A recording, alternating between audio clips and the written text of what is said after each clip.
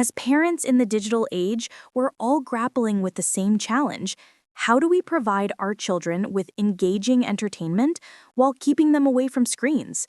The research is becoming increasingly clear that unlimited access to internet-connected devices has measurable negative effects on childhood development and mental health.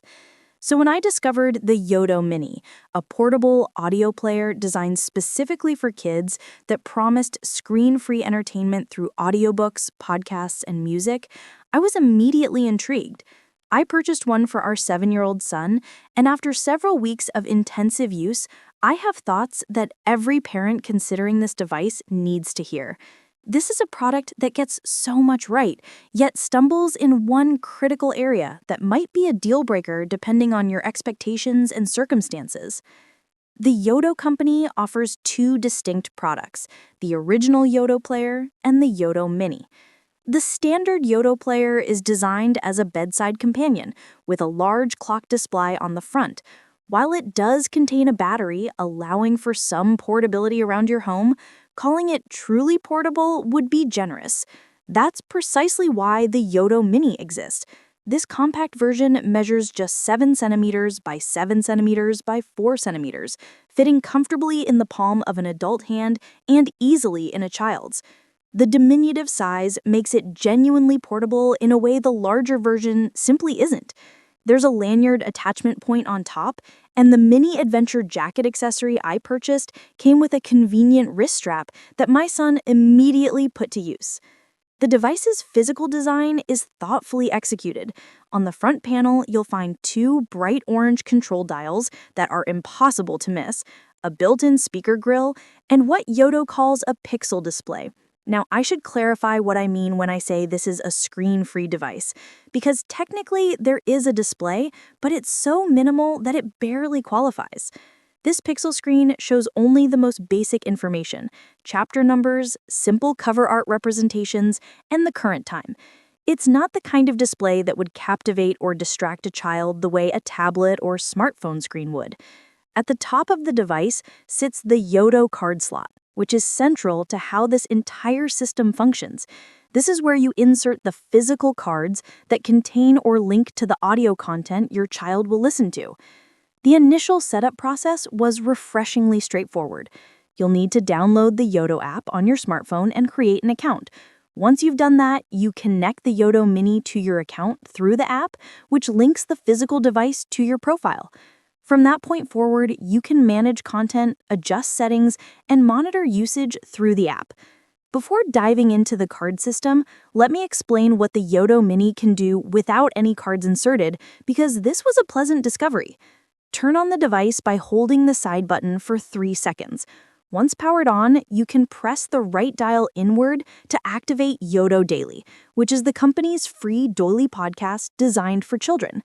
This short-form podcast updates every day with new content, including interesting facts, craft tutorials, simple science experiments, and other age-appropriate material. Press the dial again, and you'll switch to Yoto Radio, which streams a continuous mix of child-friendly music. Both of these features are completely free and add genuine value to the device. The only requirement is an internet connection, since the audio streams over Wi-Fi. But the real magic of the Yoto system lies in the cards. These physical cards come in several categories, each serving different purposes. The primary category is audiobooks, and Yoto has curated a collection of popular children's titles. You can browse their digital store by exploring bestsellers, checking new releases, or filtering by age appropriateness. They've secured licensing agreements with major publishers, meaning you'll find content from Disney, Peppa Pig, and Paw Patrol for younger children, all the way up to the complete Harry Potter series for older kids. We started building our collection by purchasing several titles that caught our attention. Yoto offers convenient bundle packages, and we grabbed a Roald Dahl collection featuring classics like Charlie and the Chocolate Factory, Fantastic Mr. Fox, and Matilda. We also picked up the first 3 Dragon Masters books and the Awesome Friendly collection. Individual audiobook cards typically range from 12 to 16 Canadian dollars, though shorter books or sale items can be cheaper. Collection bundles vary significantly in price, depending on how many titles they include. These prices align with what you'd expect for audiobooks and didn't strike me as unreasonable, but the costs do accumulate quickly when you're building a library from scratch. Beyond audiobooks, there are music cards featuring everything from traditional children's songs to mainstream artists like ABBA, Queen, and the Spice Girls. Popular movie soundtracks like Frozen are available as well. Then you have educational and learning cards with titles like Draw Along, Flags of the World, and Earth Explorers that combine entertainment with knowledge building. There's an entire category dedicated to sleep and bedtime, containing bedtime stories, guided meditations, white noise, and sleep-inducing music designed to help children wind down and fall asleep. And finally, and this is where things get particularly interesting, there are make-your-own cards. These blank cards come in packs of 5 or 10 and can be customized to play any audio content you choose. The customization process uses NFC technology and feels almost magical in its simplicity. Within the Yoto app, you'll find free audio content that you can link to these blank cards. For example, we discovered a 2-minute toothbrushing timer set to engaging music that our son absolutely loves. We also linked sleep soundscapes, ambient white noise like gentle streams or rainy evenings, and other calming audio. To link content to a card, you simply select the audio in the app, tap the Link option, hold your blank card near your phone, and through NFC magic, the card becomes programmed with your chosen audio. From that moment on, inserting that card into the Yoto Mini will play exactly what you've linked to it. The customization potential goes even further. You can record your own audio, such as reading a bedtime story in your own voice, which could be wonderful for times when you're traveling or unavailable. You can upload your own music files. Theoretically, you could even upload audiobooks purchased from other platforms and link them to cards, effectively expanding your Yoto library beyond their official offerings. This flexibility is genuinely impressive and shows thoughtful product design. For those who want to fully immerse themselves in the Yoto ecosystem, there's the Yoto Club subscription service. This functions similarly to an Audible membership. The standard membership costs roughly $13 monthly and provides 1 Yoto Club credit that can be applied toward purchasing cards in their store. Some audiobooks cost 1 credit, others require 2, and larger collections might need several credits. If you plan to regularly purchase new content, this membership makes financial sense, since the credits effectively cost less than buying cards at full price. But the membership offers more than just credits. Subscribers gain access to hundreds of Yoto originals, which are exclusive audio content pieces available through the app. These can be linked to your make-your-own cards and include short stories, educational content, and apparently over 150 hours of material. If you want access to this digital library without needing the monthly card credit, there's a cheaper subscription tier at around $7 monthly. For families whose children use their Yoto player extensively, this subscription could provide excellent value. Now, let's discuss the actual user experience, because this is where the Yoto Mini truly shines. My son hasn't put this device down since it arrived, and I was genuinely curious whether he'd grasp the controls immediately or need ongoing assistance. The interface is remarkably intuitive. The left dial controls volume, while the right dial navigates between tracks or chapters. The right side button functions as play and pause. After just a brief demonstration and a few minutes of experimentation, our 7-year-old became completely independent with the device. He needs zero help from us.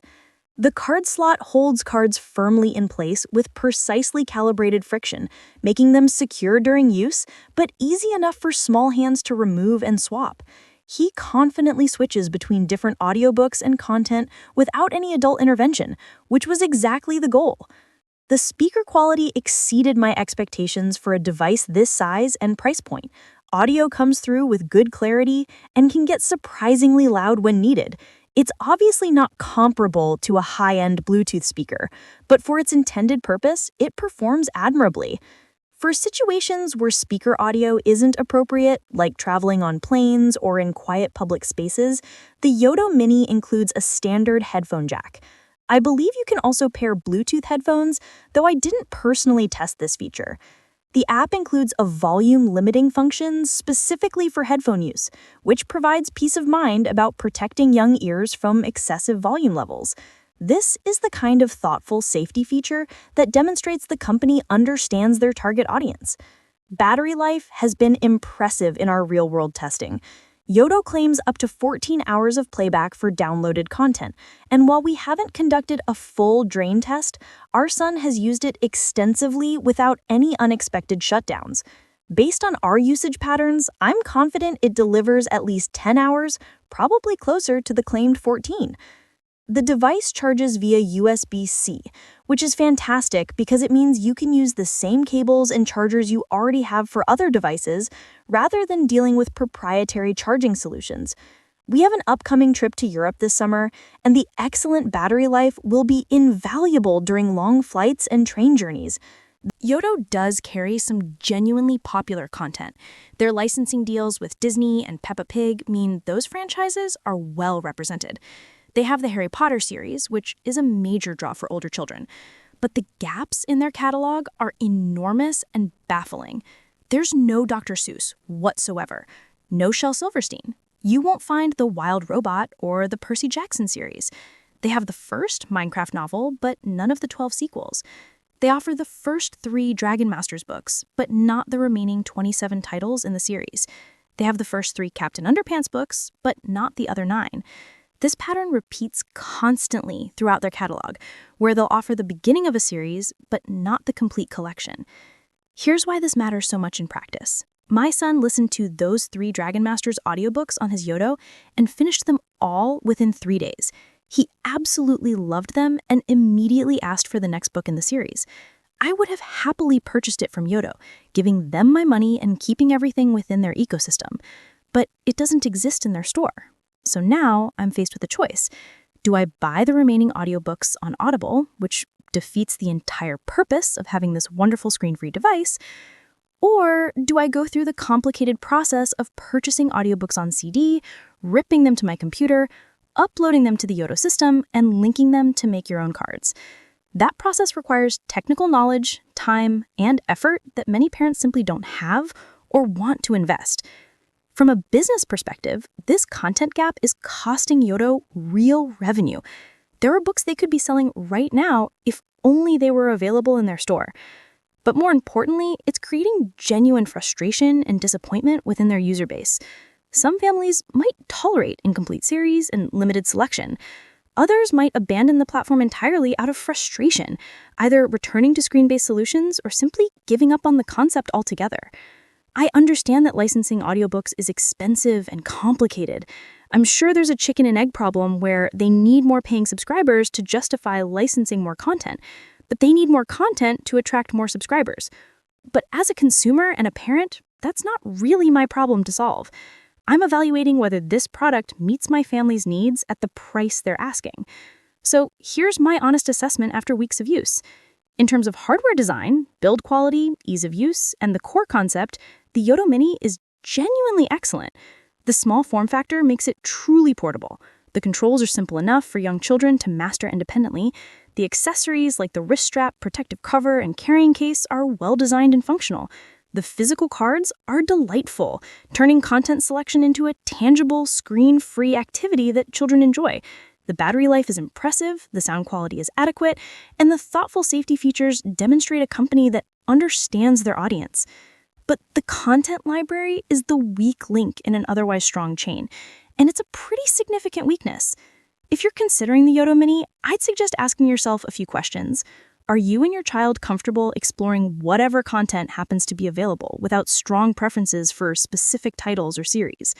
Can you handle the possibility of starting a book series but not being able to complete it through the Yoto platform? Are you willing and able to supplement the official library by uploading your own content to make your own cards?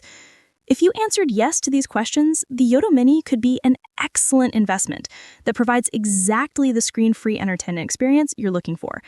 But if you expect comprehensive access to children's audiobooks comparable to Audible, or if you know your child will want to follow specific series from beginning to end, you're going to encounter frustration.